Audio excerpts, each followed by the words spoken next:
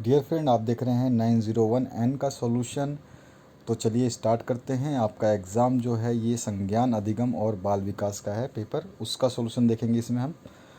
अभी मैं जैसे बता दूं आपको, मैं आउट ऑफ स्टेशन हूं और आउट ऑफ स्टेशन होने की वजह से मेरे जो आंसर्स हैं वो MPDLD की बुक से नहीं है, NIOSDLD बुक से हैं। तो आपका अगर आंसर में आपको डाउट लगता है तो आप उस आंसर को ना लिखें। बाकी आपको बहुत ज़्यादा आपके जो रिक्वेस्ट है उसकी वजह से मुझे ये आंसर्स डालने पड़ रहे हैं, अदरवाइज़ मैं आउट ऑफ स्टेशन हूँ, मैं ये आंसर्स नहीं डालता।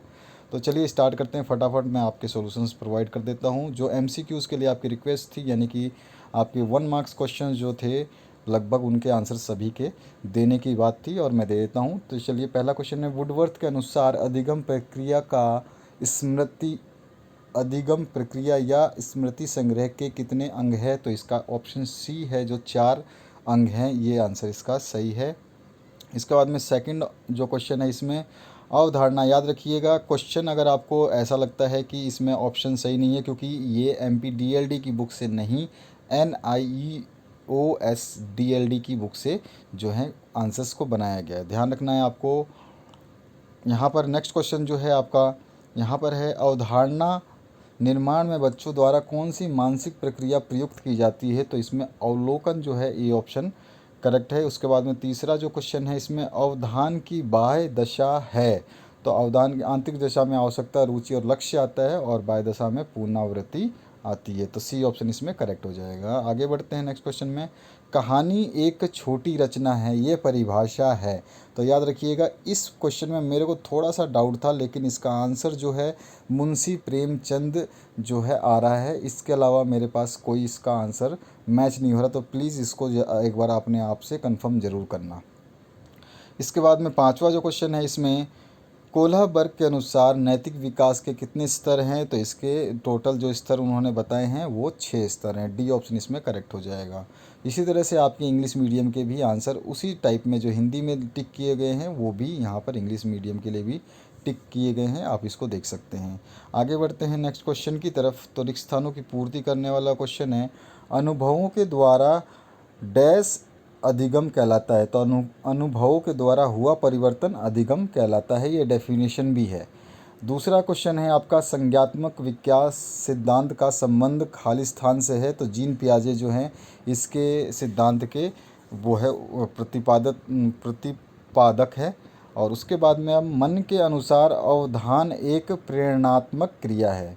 उसके बाद में नेक्स्ट जो है, अधिगमकर्ता द्वारा अपनी क्रियाओं में प्रतिरूपों की क्रियाओं का आत्मसात करना ही संज्ञात्मक विकास है। उसके बाद में पांचवा है, डैश के अनुसार खेल कार्य में एक प्रकार का मनोरंजन है? तो वैलेंटीन के अनुसार ये खेल कार्य में एक प्रकार का मनोरंजन है। ये इसके आंसर हो गए आपके फिलिप्स के। आगे बढ़ते हैं, आपके जो एक शब्द या एक वाक्य में जो उत्तर देने थे उनको देख लेते हैं। तो पहला क्वेश्चन है, विस्मृति के प्रकार लिखिए। तो 2 प्रकार हैं, सक्रिय विस्मृति और निष्क्रिय विस्मृति। उसके बाद में दूसरा जो क्वेश्चन है, इसमें पूछा गया है, ब्रूनर के अनुसार बौद्धिक विकास की कितनी अवस्थाएं हैं? तो इसके 3 अवस्थाएं हैं। आपको हर बार मैं रिपीट करूंगा, ध्यान रखना है कि मैंने ये सॉल्यूशन NIOS के DLD बुक से बनाए हैं। तो आपके MPDLD बुक का सिलेबस अलग है, तो ये सब आंसर्स भी आपके थोड़े से चेंज हो सकते हैं, ये बात आपको थोड़ा सा ध्यान रखना है।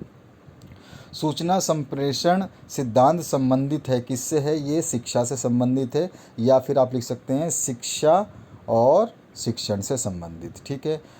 पांचवा जो है, मुंशी प्रेमचंद की किन्हीं 3 कहानियों के नाम लिखिए। तो आपकी मर्जी, आप कोई भी लिख सकते हैं, जैसे मैंने यहाँ पे गोदान, 2 बैलों की कथा और पूस की रात, 3 कहानियों के नाम यहाँ पे लिख दिए हैं। उसके बाद पांचवा है, किन्हीं 2 रचनावादी निर्मितवादी मनोवैज्ञानिकों के नाम लिखने हैं। कोई भी 2 लिखने हैं, तो यहाँ पे 3 लिखे हैं, तीनों आप लिख सकते हैं, 2 लिख सकते हैं। जीन पियाजे हैं और जॉर्ज केली है और वाई गोत्स्की हैं, ठीक है। ये 3 हैं, तीनों में से आपको जो 2 सूट करे वो लिख लें, या आप तीनों भी लिख सकते हैं। आगे बढ़ते हैं नेक्स्ट पेज पे। तो यहाँ पर चौथा जो क्वेश्चन है, इसमें आपसे पूछा गया है, स्मृति की कोई एक परिभाषा लिखिए, right any one definition of memory. तो वुडवर्थ के अनुसार हमने डेफिनेशन बताया है, पूर्व में एक बार सीखी गई क्रिया को पुनः स्मरण ही जो है स्मृति कहलाती है। मतलब किया गया पहले का कोई कार्य अगर उसको हम दोबारा याद कर ले तो उसको ही स्मृति कहते हैं। पांचवा क्वेश्चन है, अधिगम से क्या आशय है? तो गेट्स के अनुसार अनुभव के द्वारा व्यवहार में होने वाले परिवर्तन को सीखना या अधिगम कहते हैं। अगर आप ये डेफिनेशन गेट्स का नहीं लिखना चाहते तो मैंने एक और डेफिनेशन लिखी है, विभिन्न प्रकार के अनुभवों की वजह से मनुष्य के स्वाभाविक व्यवहार में जो परिवर्तन होता है उस प्रक्रिया को अधिगम या सीखना कहते हैं। तो दोनों ही डेफिनेशन ये सही हैं। उसके बाद में आ जाते हैं छठे क्वेश्चन में, निर्माणवाद की मुख्य मान्यता क्या है?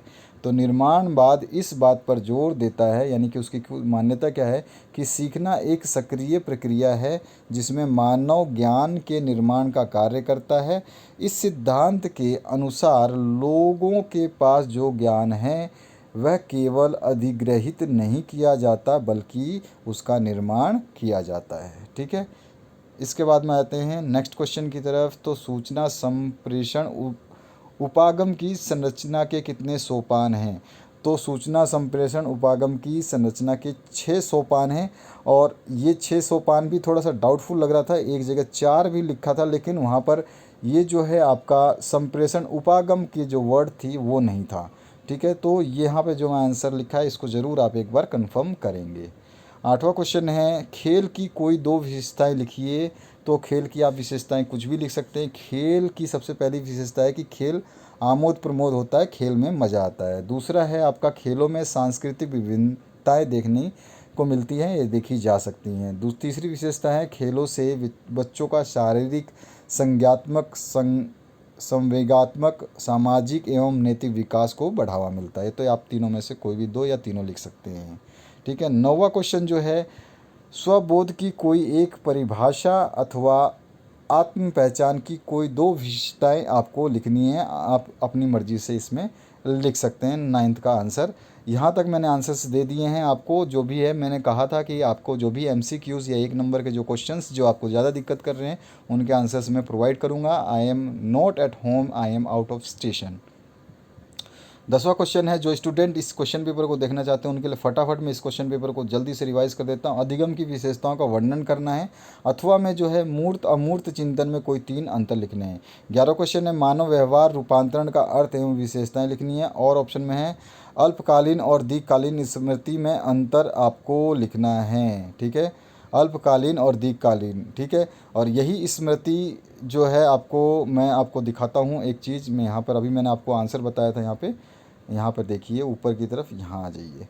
तो यहाँ पर ये विस्मृति के प्रकार पूछा है, स्मृति के नहीं। ठीक है, तो इसके बाद ये चीज़ आपको थोड़ा सा ध्यान रखना है। अब आगे बढ़ते हैं। नेक्स्ट जो क्वेश्चन पूछा गया है, बांडुरा के प्रतिरूपों के तदात्मीकरण सिद्धांत का संक्षिप्त में उल्लेख करना है। और ऑप्शन में है चोम्स्की के भाषाई विकास संबंधी दृष्टिकोण का उल्लेख कीजिए। 13वां क्वेश्चन है, किन्हीं 5 बाह्य खेलों के नाम एवं किसी एक खेल का संक्षिप्त वर्णन करें। बाह्य खेल मतलब जो भी आप बाहर खेल सकते हैं, आउटडोर गेम्स जो हैं वो आप कोई भी अपनी मर्जी से लिख सकते हैं।